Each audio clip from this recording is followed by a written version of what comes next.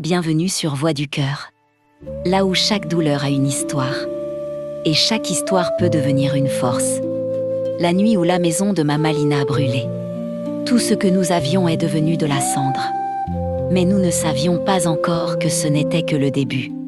Au lever du soleil, la maison n'était plus qu'un tas de cendres.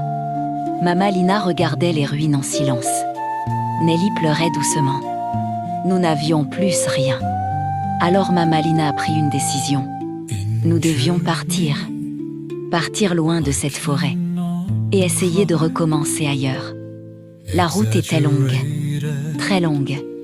Mama Lina était fatiguée à cause de la fumée qu'elle avait respirée pendant l'incendie. Elle toussait souvent. Mais elle essayait de rester forte pour Nelly. Moi, je voyais qu'elle n'allait pas bien. Mais je ne savais pas quoi faire. Ce soir-là, la pluie est tombée. Nous nous sommes arrêtés près d'un vieux arbre pour nous abriter. Mama Lina s'est assise. Elle respirait difficilement. Ses mains tremblaient.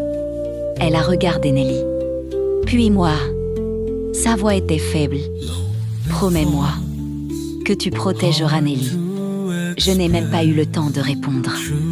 Quelques minutes plus tard, Mama Lina ne respirait plus. Le silence de la forêt était devenu plus lourd que jamais. Cette nuit-là, j'ai compris que j'étais désormais seule pour protéger Nelly.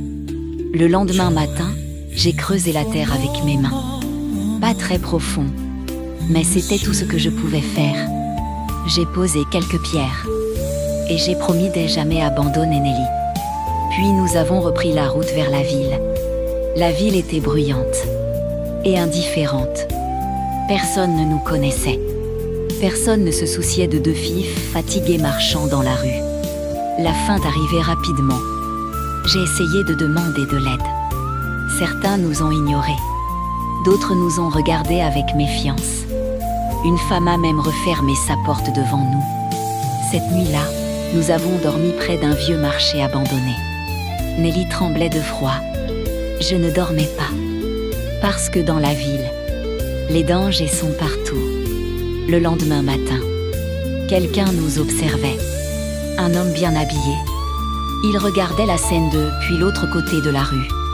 Quand nos regards se sont croisés, il s'est approché. Il s'appelait Monsieur David. Sa voix était calme. Il a dit qu'il pouvait nous aider.